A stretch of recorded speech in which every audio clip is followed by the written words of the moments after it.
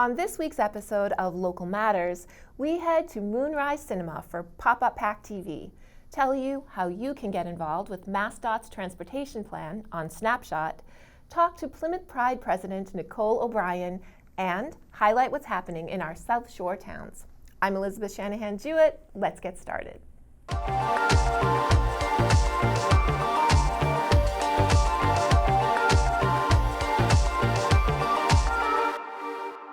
The Plymouth Farmers Market takes place every Thursday from 2:30 to 6 p.m.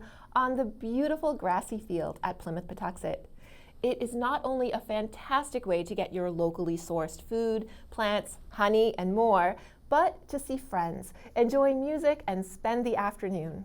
On Thursday, June 9th, local seniors Tiff and Max will be there, happy to hand you the mic to be on PACTV and talk about topics that matter to you, or just to say hi. That's from 2:30 to 4:30 p.m. From 4:30 to 5, head under the tent for story time with the Plymouth Public Library. There's lots to do and see at the Plymouth Farmers Market. Use the 26 River Street entrance and visit the Plymouth Farmers Market Facebook page for a full list of vendors. Plymouth Pride promotes equality and inclusivity through events and volunteering, while fostering education about and respect for people who are LGBTQ+. Julie Thompson spoke with Plymouth Pride President Nicole O'Brien to talk about Pride. Good day. I'm so pleased to welcome Nicole O'Brien, who is the president and founder of Plymouth Pride, for a conversation today. Welcome. Thank you for having me again. So good to have you. Now, Plymouth Pride, you were developed. Tell me, why did you start and found this organization called Plymouth Pride? Basically, in 2019, when we went into the 4th of July parade, at the end of it, we realized that Plymouth was kind of pride-starved, and so we decided that we couldn't go back to not having like a big pride events happening. So that's basically why we started it, so that it would continue, hopefully forever. Okay. Now, let's talk about the Pride Festival, which is going to come up in June. How many times have you done this now? This is going to be our second time. Second, okay. Yep. So the first time was going to be 2020, but nothing happened then. Right. And then last year we had it at Mayflower. Yep. And this year we are having it at Nelson Park, right on the waterfront. So tell us all about that day. What does it involve? So it's going to be June 26th, 11 to 6. We have tons of entertainment. We have musicians, we have bands, we have dancers, we have speakers. Rasan Hall is going to come and speak about 3:20 p.m. for anybody that wants to come see him. Mm-hmm. We're going to have, there might be a wedding. We're going to have a drag story time near the library tent, a pet contest. We have like over 50 vendors. Half of them are resources, so there's a lot of information available for people out there so that they can know what's available in our community. Yeah. And yeah, I can't think of anything else offhand, but I mean, there's a lot happening, And this is open to everyone? Open to everybody. Everyone and anyone? Absolutely. And the more people that come and understand what Plymouth Pride is, the better. Absolutely. Right? Absolutely. Now, does someone have to sponsor this event for you? So we have some sponsors. Our two big sponsors this year are Harbor Health and Tech Etch. And then we do have some smaller sponsors, and we've had some individual donations as well, and some small fundraisers that we've done too. So it's been a lot of Because I was going to ask you, obviously things cost money to put on, especially a festival. Absolutely. And so how can people actually help you with that too? So if you go to our website, PlymouthPrideInc.com, there's actually a Venmo link there, and they can make a donation right there if they'd like to. Okay, great. Excellent. Now, aside from this, and we're going to talk a little bit more about what Pride has meant to the community and what it will mean going forward, but there's other groups and organizations that get together. Talk about First Tuesdays with Pride at the Plymouth Public Library. What is that? So First Tuesdays is basically like an intergenerational group, kind of like just meeting up and doing different activities, whether they do like a craft thing or they just kind of talk. We had our first one last month. I wasn't able to be there, but we're having the next one this Tuesday. What is it, a week from today, the 7th. So that'll be cool. And yeah, I mean, it's basically just a group of people meeting to do what they choose. Yep. It's not really like a very, very organized group. Right. And you also have the Plymouth LGBTQ plus youth support group, which is Tuesdays at 4 at the Plymouth Family Resource Center, and that starts June 8th. So the Plymouth Family Resource Center runs that, Yep. and that is at the Plymouth Family Resource Center. Okay. And that is available to teens, I believe. And so, yeah, that's a cool group because luckily I didn't realize we had made them on the same day at first, but luckily the times don't overlap. Right. So they're able, if they want to go to both, they could, Yes. you know? And there's two other groups that meet, the PFLAG, which is in Duxbury, and Shagley meetings, which are also in Duxbury. Right. So Duxbury also has a very strong support of Pride. Yep, the Duxbury UU Church supports, I guess, has those meetings at their church. And the PFLAG group is a nationwide group Yeah. for parents and families. And then the Shagley is a part of the Agley groups that they have, which are all over the place too. So it's South Shore Agley. So that's why they're, Shagley, and it gets tricky with the South two Shore, yeah, S's. yeah, yeah. But yeah, they're awesome too because they're all for the teens, and that's one of the big things that we're working on right now is to try to get some youth programming going. Right. So we're going to try to do some kind of a teen party or dance or event of some sort, hopefully in July. Okay. And we're trying to get a scholarship program going, and we're also trying to do a camp thing where we can send like a youth from Plymouth to camp, hopefully this summer. Good. Like an LGBTQ plus camp. So that should be really cool and very inclusive and awesome for excellent. them. Yeah. Now talk to me about how, since 2019, Plymouth has embraced Plymouth Pride. Well, Plymouth, in 2019, when we went through the 4th of July parade, people were jumping out of their chairs and hooting and hollering and clapping and so happy to see us. So that was pretty exciting, and that was what led us to the point where we became a nonprofit. Yeah. And then, obviously 2020 happened, which led people to be a little bit more divisive. And so there's a little bit more pushback, I would say, everywhere because of the divisiveness. But I would also say that, there's pushback coming from our direction too. And we are here and we're not going anywhere. So we're going to have pride no matter what. Let me ask you something. So during 2020, when COVID was at its worst and most people had to communicate via Zoom or online, did you see an uptick in people that could take advantage of what Pride had to offer, or were there less people? Well, so for us, we had just became a nonprofit in December of 2019. Yeah. So we didn't have a ton of programming happening yet in the beginning of 2020, say. But for sure, all of the other places that had anything happening saw an uptick. I mean, Yeah. the LGBT community was hit hard by COVID because people that are in the LGBT community have tons of social service jobs. So, they're affected by it a lot more. There's a lot of frontline workers and stuff like that. So. Right. What obstacles do you see that you, as the founder and president of Plymouth Pride, have to overcome? Plymouth Pride in general has to overcome. And our society, our little cosmos here in the Plymouth area, has to overcome. Well, for me, it's, I guess with the community, it's a little bit easier because obviously we are a group. We can all embrace each other. We're together, and we can support each other and make different kind of programs happen, and that will create change just in itself by just naturally happening. Right. And as far as like for me, the difficulties that I have is more on a personal level. Just trying to keep things in check and stay positive. And although there have been some things that have been pushed back or, red tape things that I have to deal with, I like to try to keep that out of the, picture for most people because, really this is about having an inclusive and safe space for people. Right. So I'm trying to keep that part out for everybody else so that they can feel like that they have a safe space to be. Right. They're all together, they can meet, they can hang out, whether it's our first Tuesdays at the library that have a handful of people, maybe 10, or an event like our festival, which we last year had almost 2,000. Right. We want to make sure that people feel safe and comfortable and happy in their own community. Right. And that's really kind of the point. There's not much any one person or one group can do about the information flow that we're getting from the national level, or even sometimes from the state level. We really can only take care of our own backyard, or start with our own backyard. And staying positive, I'm sure, is difficult it's difficult for a lot of different groups in this time frame. Talk to the, if you feel comfortable, the political aspects of what you're trying to do with Pride.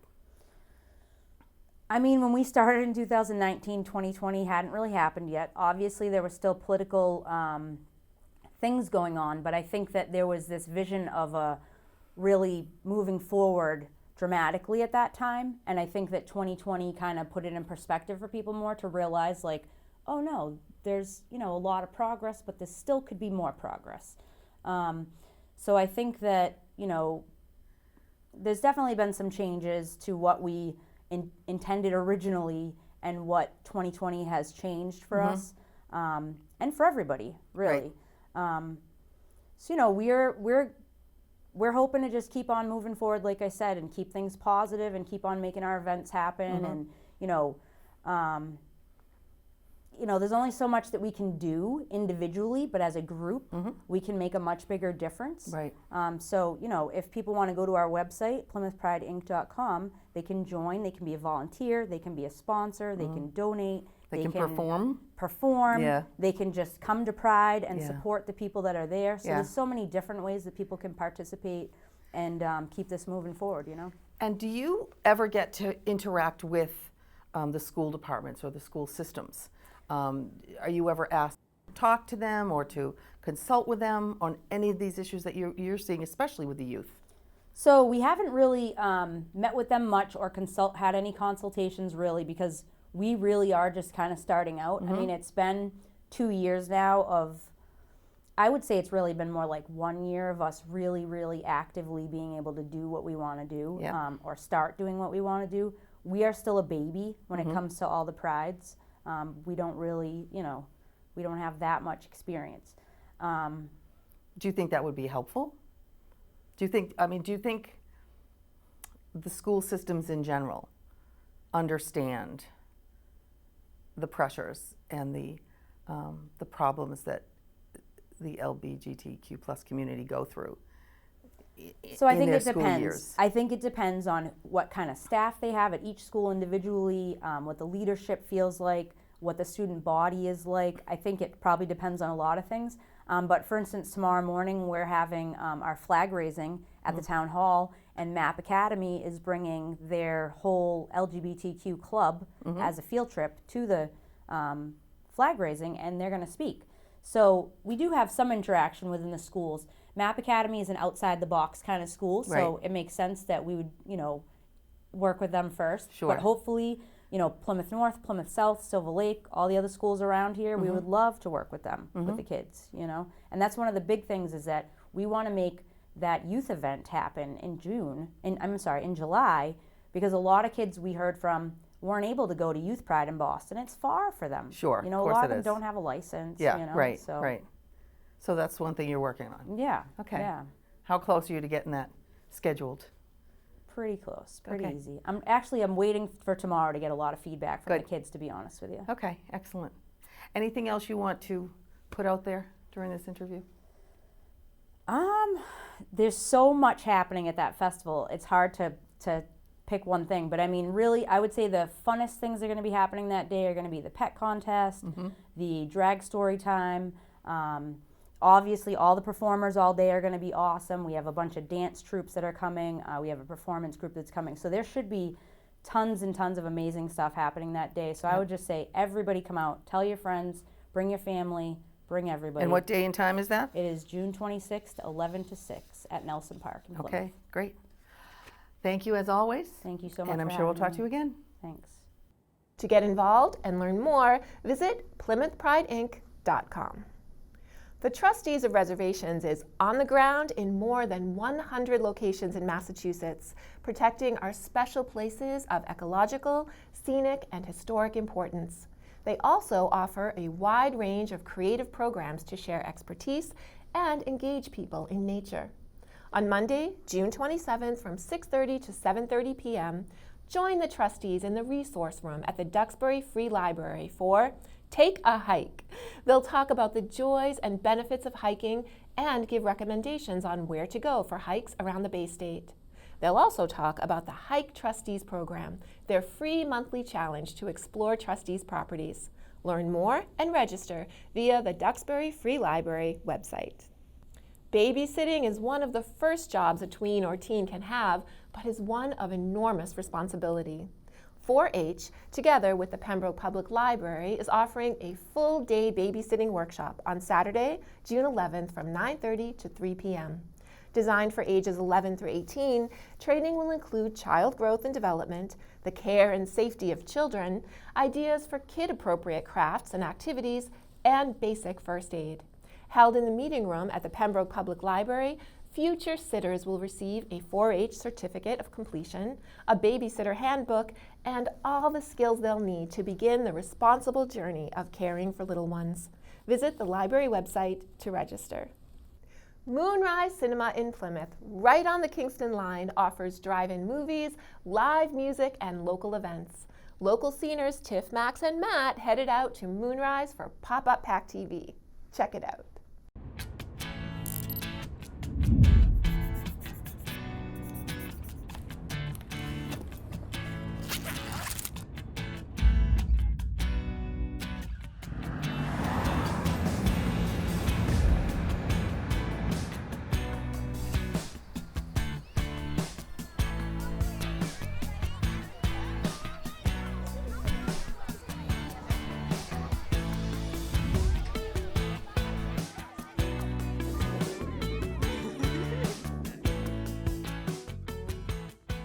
I'm Tiff Phillips from PACTV's The Local Scene, and we're here today on this windy day at Moonrise Cinema, where they're having their first ever Easter egg hunt. It's going to be a lot of eggs, a lot of rabbit ears, and a lot of fun. Let's see what these folks have to say.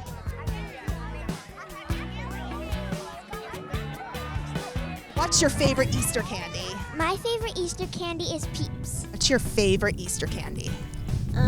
Peeps. Why do you like Peeps so much? Because they're really sugary. I like Peeps because they're marshmallowy and they're soft. Now, are you a purist? Do you like regular Peeps or do you like flavored Peeps? I like any kind of Peeps. I like where you're going with that. I like it. I have to ask. I already asked this question before, but I need to ask it again. Are you a purist? Do you like just the regular flavor or do you like different flavors? Different flavors. Different flavors. Ooh, did you find one that you like? I don't know. You're an equal opportunity eater. I get it. That's cool. Royce, what's your favorite Easter candy? Sour Patch Kids. Why do you like Sour Patch Kids so much? Because I like sour candy. Do you have a favorite color Sour Patch Kid? Yeah, Which one? green. Ah, green's a good one. High five. Madeline, what's your favorite Easter candy? Jelly bean. Why do you like jelly beans? From the Easter Bunny. They're from the Easter Bunny. Do you have a favorite flavor of jelly bean? Which one? Strawberry. The strawberry? That sounds really good. Do you think you're going to get a lot of jelly beans for Easter? Excellent. Are you excited about the Easter egg hunt today? Yeah? You're going to get all the Easter eggs? Can I have a high five?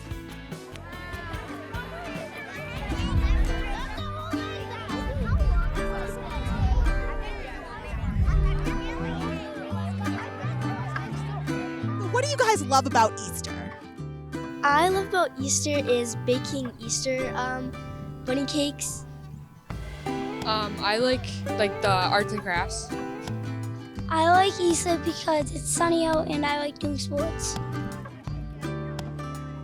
What's your favorite part about Easter? Eggs. My favorite part about Easter is I like sharing candy with everybody. I'm not the biggest fan of candy, so I like when other people who really like it get to be happy to get it all the time.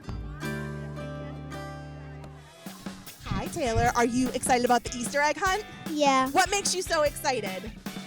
Because I could fry the eggs. What do you think's in the eggs? What candy? I don't know. You don't know? You think there's lots of jelly beans? I think. Do you like jelly beans? Excellent.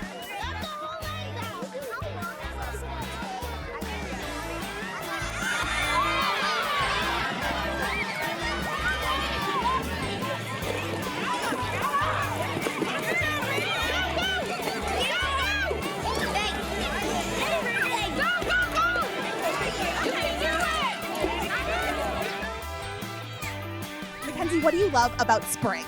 Probably all the animals and the birds, especially in the morning because they make really pretty sounds and they're such pretty colors and they're really adorable to me. Casey and Phoenix, you both work at Moonrise. What's it like working at a drive-in? It's been really awesome. We get to stay outside, and this is kind of new to the area, so people have been really excited to be here and check it out. Awesome food, like the best food ever for such an event like this, and like the staff is incredible. Like our bosses are the best people ever. And it's so nice to be outside during the summer instead of like inside at a normal like retail job or something.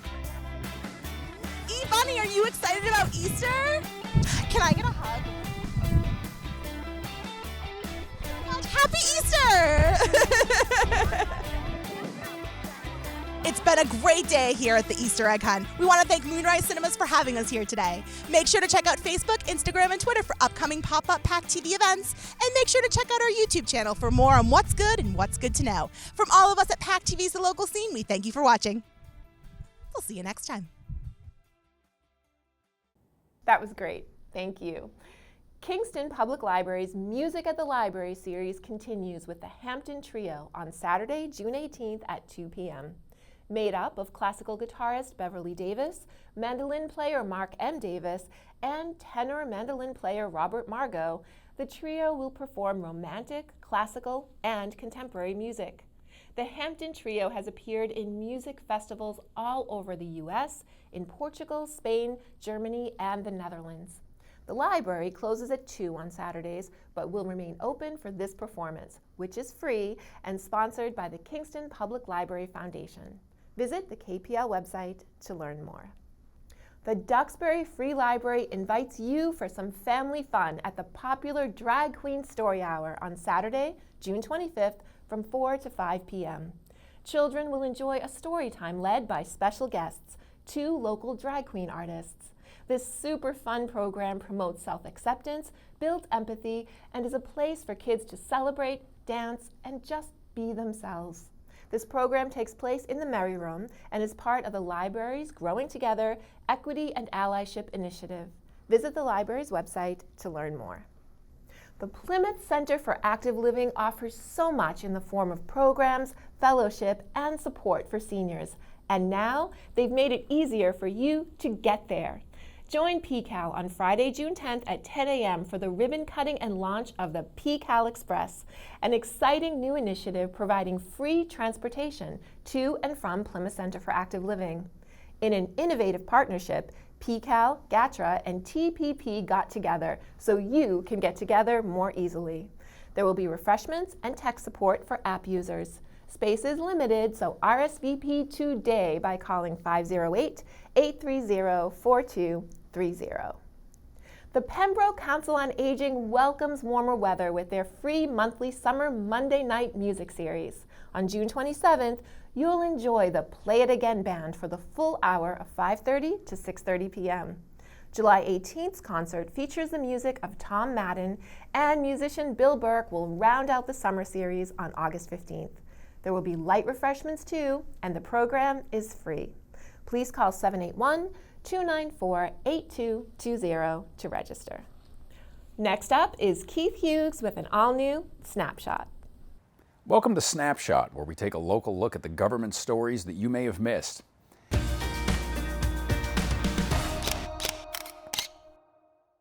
Beyond Mobility is the planning process that moves MassDOT's goals forward by providing a blueprint to guide transportation decision-making and investments, and helps to maximize the equity and resiliency of the transportation system. The process is currently underway, and you can be a part of it. Visit the Beyond Mobility webpage through mass.gov to view the plan, take a brief survey, and learn how to get involved. You can also follow updates by following MassDOT on Facebook and Twitter. The Old Colony Planning Council helps cities and towns to plan for current and future needs and works with the communities on issues that cross local boundaries such as economics, transportation, and the environment. Recently, the council conducted a road safety audit in Duxbury, looking at the high crash locations of Route 53 at Franklin and High Street, as well as Route 3A at Route 139. The audits are formal safety performance examinations on existing or future roads or intersections and give a report on potential safety issues, offering opportunities for improvements for all who use the road, with the goal of reducing the number of serious injuries at those locations.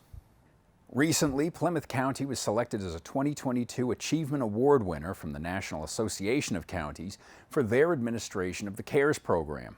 Created in response to the COVID-19 pandemic that impacted the 27 communities, the reimbursement program is seen as a model of efficiency, allowing the communities to apply for CARES Act funding that met the national and state guidelines and was a way to streamline the distribution of over $91 million to municipalities. Because of its success, the Plymouth County Commissioners and Plymouth County Treasurer received a certificate of special congressional recognition from the United States House of Representatives. MassDOT has announced the schedule of the reconstruction project for Route 36 in Pembroke. Crews began surveying, performing utility markouts and preparation work on May 13th, and erosion control will be placed during the month of June. Road construction will begin the first week of July. You can find updates by visiting the Department of Public Works' page on the Town of Pembroke's website under DPW construction projects.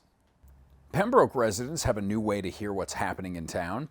In the new show This Week in Pembroke, Town Manager Bill Chenard talks about issues concerning the town. The first episode is now available to watch on the Pembroke Government Channel and online at PACTV's YouTube page, PACTV Video Share. You can find the viewing schedule on PACTV.org on the TV schedule page. Thanks for watching this edition of Snapshot. I'm Keith Hughes. We'll see you next time.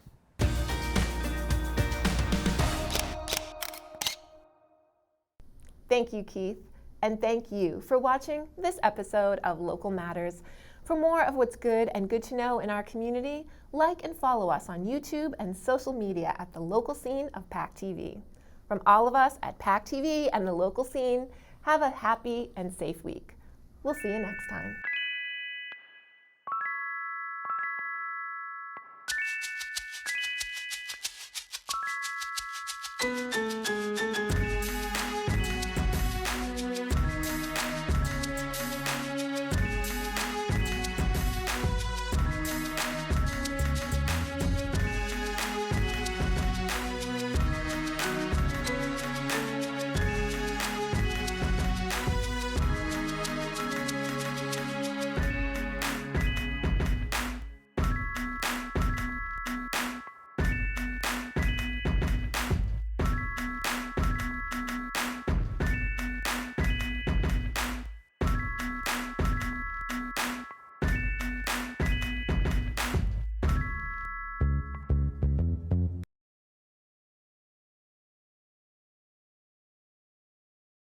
Thank you for watching. We are grateful for your attention. If you like what you saw, please like and subscribe to the local scene here and share everywhere. Thank you, friends.